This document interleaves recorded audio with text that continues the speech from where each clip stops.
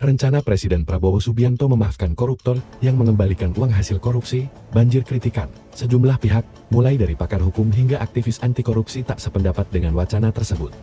Mereka menilai upaya ini bertentangan dengan peraturan dan terkesan melindungi pelaku rasuah. Tapi keputusan kalau amnesti dan abolisi itu pakai Kepres. Jadi Kepres mengatakan misalnya ya 1 Agustus tahun 2025 ya, barang siapa yang terlibat korupsi ini mengembalikan hartanya dinyatakan diabolisi.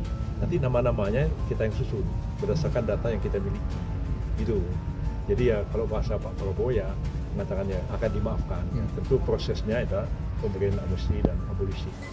Gagasan Pak Prabowo untuk kemungkinan memberi maaf kepada koruptor asal mengaku secara diam-diam dan mengembalikan kepada negara secara diam-diam. Itu kan salah.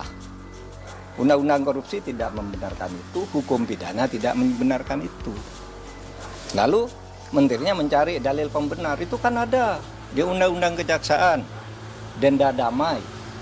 Denda damai itu hanya untuk tindak pidana ekonomi sesuai dengan undang-undang tentang bea cukai, undang-undang perpajakan dan undang-undang kepabeanan. Nah di situ kalau ada orang melanggar pajak atau bea cukai itu tawar-menawar dulu. Oh kamu seharusnya bayar 100 miliar, kok hanya membayar 95.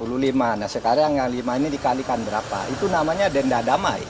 Dan itu jelas.